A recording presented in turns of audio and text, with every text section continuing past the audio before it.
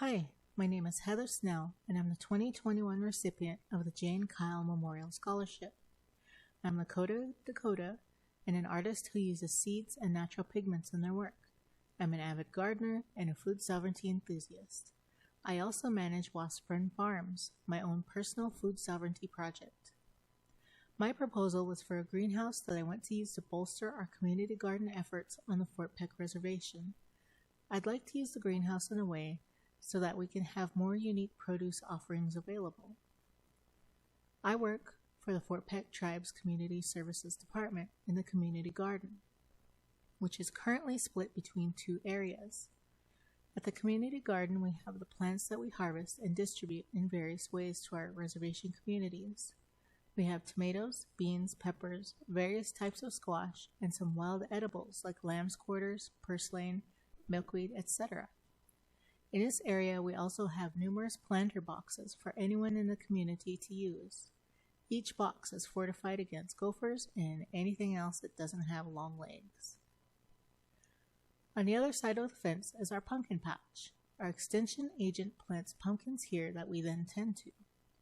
These pumpkins are used as a tool to teach children about plants and the growing process. Unlike most pumpkin patches in the area where the pumpkins are simply provided, picked and ready, the kindergartners get to see firsthand how pumpkins grow and what it takes to harvest one. We recently had the kindergarten students stop by to harvest their pumpkins and take a tour of our community garden. It was awesome to see the kids so excited about gardening. For some of them, it was the first time seeing how plants grew up close. I felt like the cutest experience was having to correct that a green tomato wasn't actually a tiny pumpkin, and that a zucchini wasn't a corn dog. I can't help but wonder though, was he really wrong? Our other gardening area is home to our potato kingdom and our two high tunnels, courtesy of our county extension agent, Wendy Becker, and an NRCS grant. Our high tunnels are still under construction, but we are hoping to have adventures with them next season. We did plant some strawberries inside one and tomatoes inside the other just to take them for a test drive and get used to the scale. It'll definitely be a learning experience. In my opinion, the primary goals of the tribal community garden are multifaceted. Of course, we try to serve as a supplement to ease food scarcity in the community. We're not on a massive scale, so we can't be an outright primary source of produce, but we can at least help as many as we can.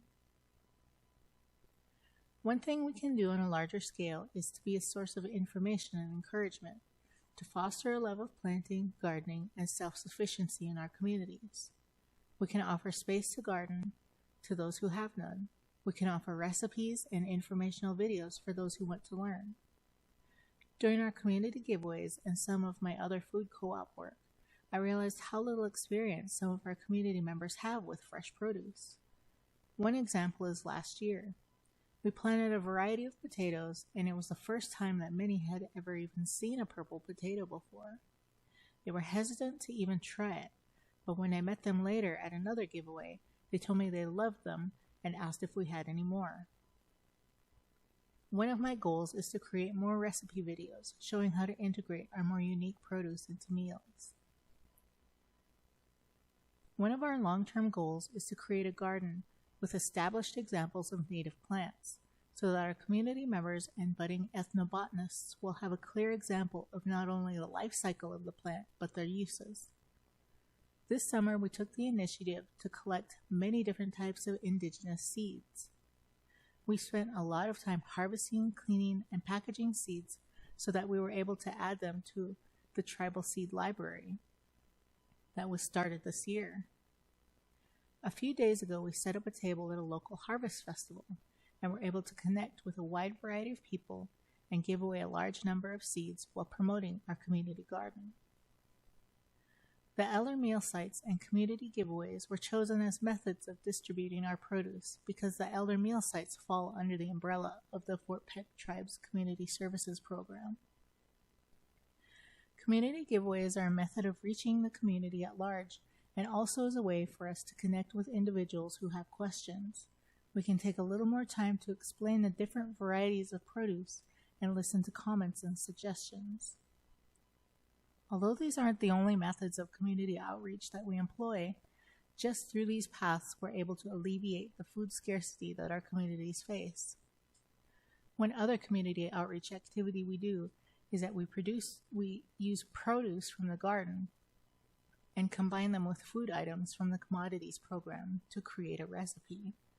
We then serve this and have the recipe and main produce item available so that people can recreate them at home. This year was a difficult one for the garden. Our high tunnels weren't completed in time for us to plant as much as we wanted to. We faced voracious grasshoppers months earlier than we did last year.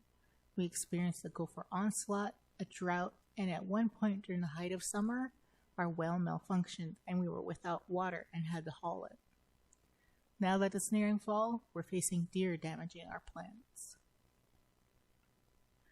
While these are all challenges we faced, they're also difficulties we've managed to overcome.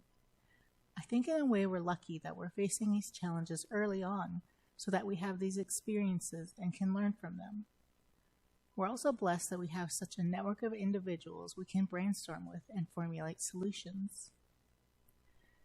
The amount of networking we've done just by working with the garden has been amazing. I really enjoy all the opportunities I have to serve my community in a physical, tangible way. I love that we've gotten to introduce people to new and exciting vegetables and flavors that they've never experienced before. I especially love that we're able to reintroduce indigenous varieties back into our communities.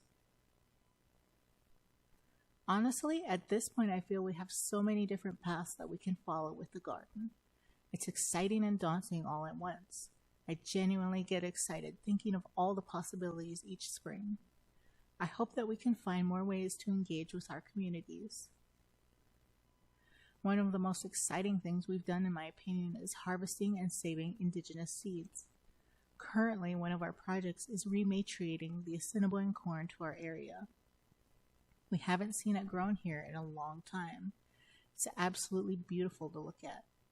To me, the kernels look like galaxies. All of these indigenous varieties are honestly gorgeous tapestries of color, and I could spend all day looking at them. I think that reclaiming our seeds and reviving our lost plant relatives is the biggest and most important step in continuing to grow food sovereignty in tribal communities across Montana. I often say that there's no other moniker that gets on my nerves more than calling Indian corn decorative. These are usually just varieties of corn that aren't ready to eat sweet corn. They contain so many vitamins and nutrients that just need a little coaxing out through nixtamalization. After that, there's a whole world of possibilities other than just using it to decorate for fall. Honestly, I could go on forever, but hopefully I've helped introduce you to some of the food sovereignty movements that are going on here in our corner of northeastern Montana. I hope you'll continue to follow us and learn along with us on our gardening journey. Thank you for taking the time to learn about our garden, and thank you again for trusting you with your scholarship.